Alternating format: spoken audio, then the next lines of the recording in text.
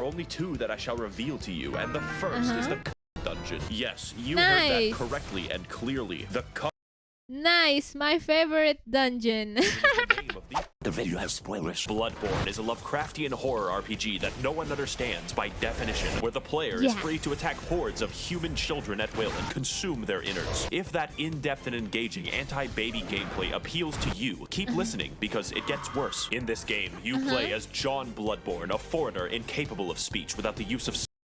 Wait, this is... He talks too fast. Okay, so the thing is, I don't know about Bloodborne, okay?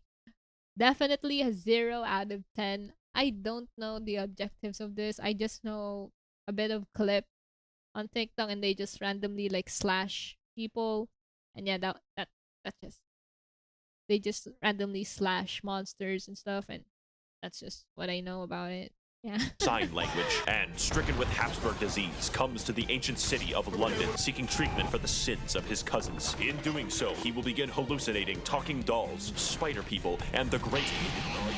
Journeying further, John Bloodborne becomes conscripted into the service of a gay elder god and the 60-year-old man he keeps as a pet, and is given the ultimate task of killing an invisible infant in order to cure his anemia. To accomplish said Herculean task, the player must journey through dark forests, terrifying nightmares, and the meth-ridden alleyways of a post-Brexit Britain, slaying monsters, exploring, and tricking women into being impregnated by gods so you can consume the child. This game is an excellent realization of a Metroidvania with something new around every corner. A great action RPG which pits you against insurmountable odds and extreme challenges, and has a gripping story and lore about discovering the Eldritch truth. So if you can, play it yourself because I'm not going to hold back on the details. It's no secret that my reviews are entertainment first, so I don't suggest using me as genuine advice. However, I mean, like, based on the summary, like, I'm kind of sold. I'm a bit sold. most people can't play this game, ever, because you have to buy a $400 magical box sold by the wizard Sony in order to experience it. And even then, you get to see it in an amazing 30 frames per second with no anti-aliasing. Port this game to PC, I beg of you. In fact, I can assume that a lot of people watching this video will basically never play the game, but keep watching because I'm hilarious and original. Do that, and I can give you the full, unfiltered, uncensored, unsubstantiated, and unsportsmanlike experience that is Bloodborne. The Persona 5 song is funny. Okay. Part 1, the basics. The gameplay is what makes this game great, and I mean, is this an old game? It's like been, what, 3 years? The video is 3 years old. Wait, was it 3 years old? Oh, 4 years ago.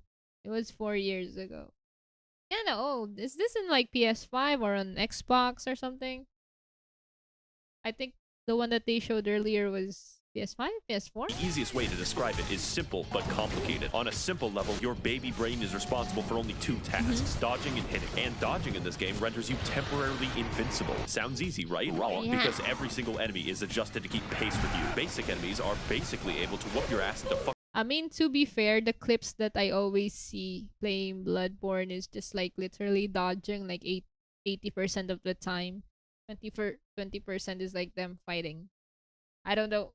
Is dodging really like the biggest thing here? Non-existence. Every encounter, therefore, is tense and engaging. When you kill someone, it's because you were faster and had more meth than they did. On a complicated level, you have a gun, and normally bullets hurt people, but in London, bullets are a suggestion, like the Geneva Convention. Here in England, it's all about the knife bins. Except when you shoot somebody mid-attack, you gain the mystical and arcane ability to plunge your fist through their ribcage like Mortal Kombat, and rip out their heart, which is considered rude and a slight annoyance. This extends to behind them if you charge an attack, which sometimes causes you to reach up a pig's asshole and rip out the prostate like fruit by the foot. Side note, the most optimal farming route for currency in this game is called Murgo's Pig Fisting Route. See, I changed the webpage. And in this route, you sneak up behind this guy and do him the dirty. Then, entice these 2 swinular bastards to be mauled to death by members of Organization 13. Repeat 50 times. On a complicateder level, every single weapon in the game has 2 different modes with 2 different movesets. And transforming between them gives you special attacks in addition to... Wait, hold on.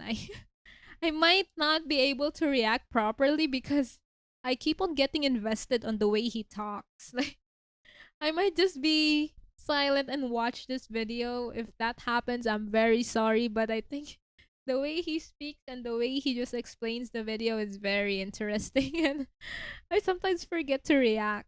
Running attacks, plunging attacks, on a theoretical physicist level, your character memorizes squiggly lines and fridge art created by gods for passive bonuses that work regardless of weaponry. My favorites are more money, and more money they stack. Finally, on a meta-theoretical chiropractic level, every weapon is customizable with different gem slots that give differing effects for your attacks. And there are different types that can literally change all of the stats of the weapon, like making a fucking spear do more damage based off of intelligence. There's definitely more and a lot of strategy in how you level up your character, but I assume that you know how to level up in a fucking video game. But with all this combat prowess, you may be wondering, Max0r, who are these crusty abominations that you're fighting on screen? Well, to learn that much, we're going to have to delve into the lore. So buckle your britches, bitches, because this shit is wild. If I say something questionable, just accept it as fact. I can be trusted. 60 years ago, 20 rowdy college students took their education extremely seriously because they found woman Cthulhu. She was just in a portable toilet downstairs. Also, because they were bored, they beat to death a god of the sea with some bats, but that's a story for later. It turns out the entire world is ruled and created by a race of elder gods beyond human comprehension called the Great Ones. Figuring this out, they got Cthulhu's blood and were like, we can make a religion out of this. Because it turns out the blood can heal people, which is really good due to all the knife crime. So everyone starts drinking it a little too much and they get the money to build 36 cathedrals, but it turns out eventually the blood turns you into a werewolf. So the church hires a guy named German to go fight the beasts with an organization known as the Hunters, but there's too many beasts, so he gives up. Now the knife crime is increased even more, and German sort of goes insane and creates a life-size doll of one of his students who is an 8-foot-tall Amazonian. He also canonically has sex with it. The moon god. What? What? the way the video was explaining was too fast, but I he did what again? Wait. There's too many beasts, so he gives up. Now the knife crime is increased even more, and German sort of goes insane and creates a life-size doll of one of his students who is an 8-foot-tall Amazonian. He also canonically has sex with it. The moon god. Nice. Very freaking weird, for some reason, kind of takes notice of this and is like, all right, listen, I'm building a suicide squad. I will bring your waifu to Laifu if you serve me for all time as my slave. German reasonably thinks that this is a great deal and is imprisoned in a dream. This is where you come in. See, the moon god assassinates baby gods for fun, but needs a hitman to go into the real world to do it since he's confined to the 9th dimension. So in addition to fighting all manner of giant beasts and uncovering dark secrets, the true aim of this game is to commit infanticide. There's enough bullshit here to fill tax legislation, so comment your own poorly summarized Bloodborne lore below. And for the rest of us non-shills, we have ample time to explain more of what makes this game great. Okay. Yes, you have been jinxed. I am talking about bosses before I talk about the levels. In most video games, bosses cap off areas, but in Bloodborne... I love the way he explains it. This is my first time watching him, okay? So, watching Max0r. It's pronounced as Max0r, right? I love the way he edits this video, no?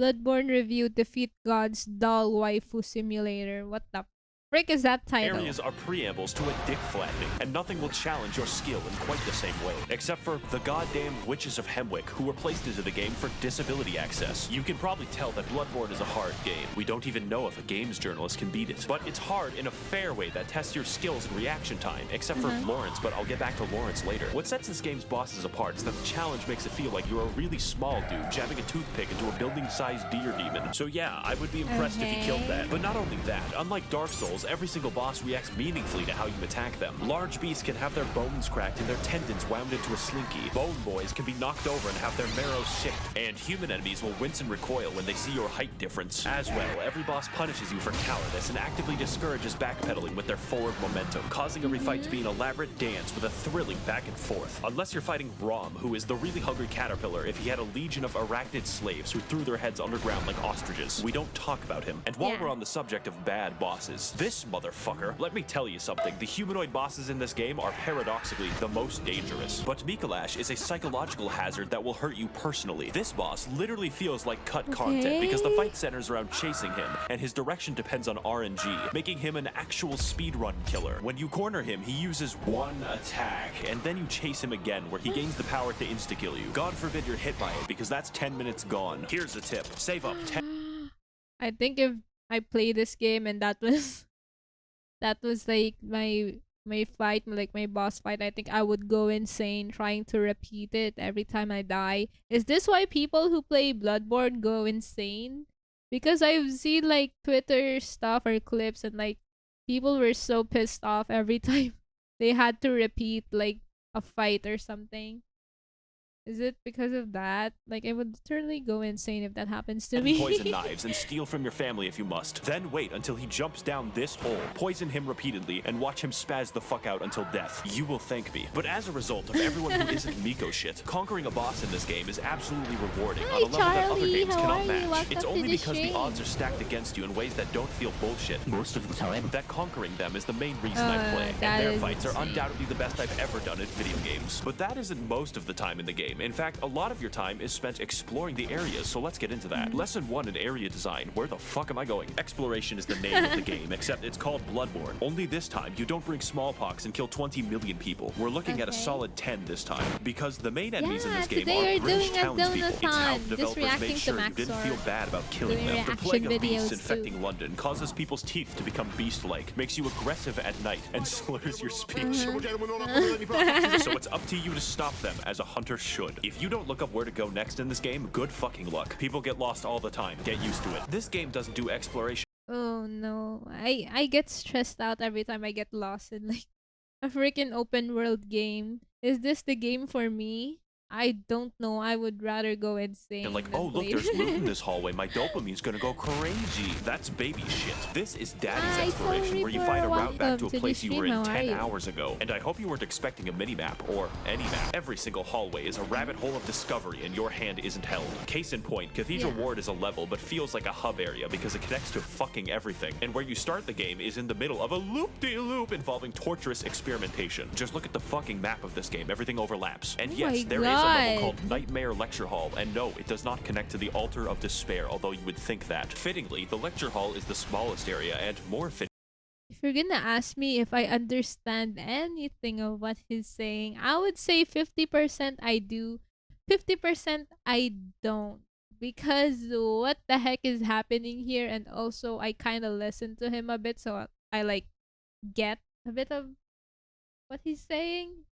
Did I explain it properly? 90% of the combat is graduates throwing cum at you. The game also has 2 completely secret areas that you would not find without the internet. I would tell you how to enter, but I don't want to do calculus. And what you get at the end? Upper Cathedral Ward is legitimately a horror area in a game loved for its combat, because it's filled with enemies who act out my greatest fears. Stealing currency permanently gives me fucking chills every time I talk about it. Castle Canehurst is proof that From Software hates us all, since the best I mean, to be fair, like the bosses or like whoever they're fighting, the monsters, they are drawn in a pretty good or pretty like they're super scary and like they're modeled very perfectly. Like they serve their purpose that they're very area in the scary. I entire can't game play requires you this to go like to the field of corn in Ohio get and too trek scared. down Waldo. But it's worth it to invade the house of that parasitic queen dwelling in her demented castle, so that she may feel the wrath of the proletariat. All we have to do is kill Prince Philip, who guards the way as an eternal lich. On top of this, there are numerous Okay. NPCs and NPC quest lines spread throughout the world, all with a series of interactions with each other depending on location and timing. For instance, my you could accent, direct thank nuns, you. prostitutes, and Prince Philip I'm to a church run by a Filipino. lonely black sludge, then perform enough blood transfusions to send the nun into a yandere rage. Or you could direct them to the nice woman who runs the clinic down the street, who only wants to help and assist others. Then take a strange path through the forest and into her clinic to discover that she has been experimenting on all of them in order to create the Blue Man Group. And if you want, you can take the umbilical cord away from her schizophrenic ass and eat it. The sky's the limit in Bloodborne quest lines. And you know what my favorite Okay. quest line is? The one where you descend into literal hell, complete with eternal punishment, insanity, and femboy fishing, the scariest of them all. I'm of course talking about the DLC, the only DLC for this game. And if you play through Bloodborne, you have to play through the DLC. I'm not giving you a fucking choice. So to learn why you should play the best expansion ever made since Spore Galactic Adventures, Jungles. come with me on this amazing journey to find the secrets of the Bloodborne, the old hunters. Okay. Part 3. I want you to The imagine. Old Hunters. How long is this? Oh my god. This explained it pretty well. No, I also just love listening to his voice. Is it my ADHD? He just catches my attention. I don't know why. Imagine hell. Now imagine hell written by H.P. Lovecraft. It would be filled with squids, immigrants, and air conditioning. This DLC has none of that except the squids. For you this see, is the those DLC. college kids from the lore section of the video were built fucking different. They experimented on an entire village and possibly beat up a god of the sea so fucking bad that her consciousness in the 9th dimension died. We spent an entire game killing an infant and these guys somehow killed the MILF god. But anyways, in the process of this, it cursed them and all of the hunters to be doomed to a hell upon death, where they will hunt in a bloodthirsty rage without rest for all eternity, indistinguishable from a political subreddit. Case in point, this is Ludwig. He's the first boss of the DLC and has a reputation for causing refunds. Not because he's bad, but because he's too good for you. The first phase is as difficult for me as realizing that Golden Corral is not actually a real corral. But like every restaurant except Golden Corral, the rewards at the end are delicious because his second phase is even harder. Now, I'm not going to lie, this DLC has 4 bosses and 3 of the hardest bosses I have ever fought in any video game ever. So your ass will be clenched the entire time, and the fact that he's the 3rd hardest is fucking love the concerning. reactions. Some people tell me, Max0r, your videos have gotten me through tough times because they made me laugh. But like this boss, you are the one who is truly overcoming these challenges, and I believe in your ability to beat both of them. King. Boss Lightning Round. The DLC has many such cases of amazing bosses, including Lady Maria, who is the basis for German's extremely creepy 8-foot-tall doll fetish, but That doll, I've seen this doll thingy for the longest time now. I always see it. I think it also had like a sad story. Wait, was it? What? Am I correct? Yeah, I think that was the one that I saw on like social media before, but I'm not so sure anymore. Anyways, if you do remember, just let me know. Foot-tall doll fetish, but we'll get back to that. And Orphan of Cause, who was born from the literal dead body of a god. If you enjoy the sensation of being beaten to death with a sharpened placenta, this is the fight for you. And as with everything that From Software makes, they threw in a boss that they didn't really finish and called it a day. I'm of course talking about Lawrence, which is a very mundane name for a fire monster locked in hell. Take my advice, don't fight Lawrence, you only lose a part of yourself. Since this boss fights you by dropping off his own legs and then violently vomiting and shitting lava everywhere. I've always wanted my game about dynamic dodging and elaborate fencing to be reduced to shitty area denial like it's Team Fortress 2. To wrap things up, the music of this game is pretty good, but the DLC music is fucking insane. I don't know what it is about Japanese composers being able to make better symphonies than the continent that invented them, but just take a listen. Holy shit, I am alive right now. Have you ever thought, as I do, that this game is just too good? That you would really rather be playing a shittier version of the game, such as the engagement of the Chalice dungeons? I, of course, jest. They're fine, probably, except for half of them, because Bloodborne has an optional system of infinite dungeon generation for all of those who wish to break free of the shackles of good level design. Let's talk about how, and more importantly, why. Okay, First of all, Bloodborne has a system of dungeons that everyone shares and dungeons that are random. For my footage, I played the shared dungeons so that you can be guaranteed the pain you witness on screen is mandatory. One of the biggest strengths of Bloodborne is the ability to have interesting and challenging enemy encounters gently rubbed with the blood-stained hands of Miyazaki. But I don't think I have to explain to you how randomizing almost every encounter in the game could be imbalanced. But fortunately, most enemies you encounter in the Chalice dungeons are new to spare British people your wrath, so you instead fight SCP-96. But why are we here? It turns out that the entire city of London was built on a Celtic burial ground, an ancient civilization called the Tumerians who discovered the healing powers of blood and then mysteriously disappeared. Wow, I wonder what happened. This is all cool in theory, but the reality is that most of the time you fight the same 4 enemies, and the first 3 dungeons can be replaced by Simon Says. My cat literally wouldn't notice. The Chalice dungeons are so forgotten that the developers use them to put joke enemies into the game. My favorite is the man who aggressively rolls at you stark naked wearing only his Nikes. The uniqueness also extends to the bosses, and they're actually pretty cool, like Tumerian Descendant, Watchdog, and the 3 overweight men. Do you remember that basic enemy from like 2 levels? He is the boss now. Rom, he is the boss again. The only thing stopping me from throwing myself into a wood chipper is the fact that Mikolash isn't back. And if you're going to have replays, you probably want to make sure that they're actually good. In fact, the bosses are so fucking imbalanced that the Watchdog fight is primarily comprised of instant kill attacks. I beat Sekiro backwards on a keyboard, and this shit is too fucking much. Now, normally that would be all, but the dungeon... It's definitely too much, bro. I would... I don't think I can play these types of games. I would literally Let's go cry. deeper. What we have discussed so far is merely the surface, and there is a much darker syndicate lying just below. These places you must never venture, for they are the save edit dungeons, whereby through wizardry, the community are able to conjure up deep, dark chasms and share them with the rest of the world. Of these secrets, there are only two that I shall reveal to you, and the first is the Cum Dungeon. Yes, you heard that correctly and clearly. The Cum Dungeon is the name of the most optimal farming route ever Wait, the what? That just started to register in my brain. That took a while. I'm sorry. Can you repeat it again, share them sir? with the rest of the world. Of these secrets, there are only two that I shall reveal to you, and the first is the Cum Dungeon. Yes, you heard that Nice. correctly and clearly. The Cum Nice, my favorite dungeon. is the name of the most optimal farming route ever conceived by the fucking cricket people who do this shit, whereby the player enters the chasm of place name and watches as a high-level boss yeets itself off a cliff. Murgo's pig fisting route can give you 10,000 echoes. This gives 83,000. And if you thought that that sorcery was bad, it gets much worse. You can insert anything from It's so weird that they're so serious about it. the game files by save editing a chalice dungeon.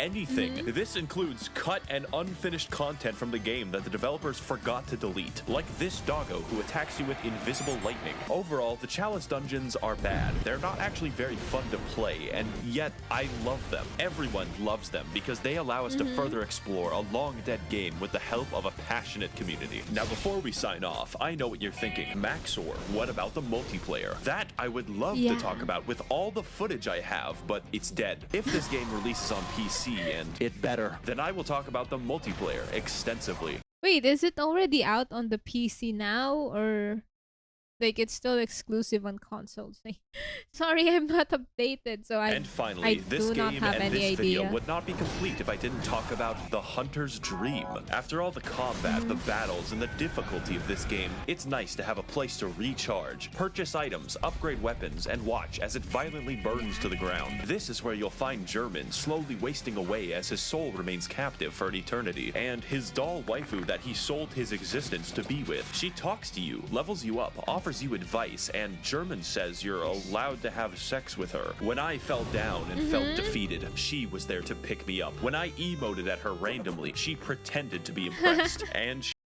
It's so cute. I did see this one. was there, graciously standing in the background of this one shot that I took of myself. She is our waifu now, and the game is perfect.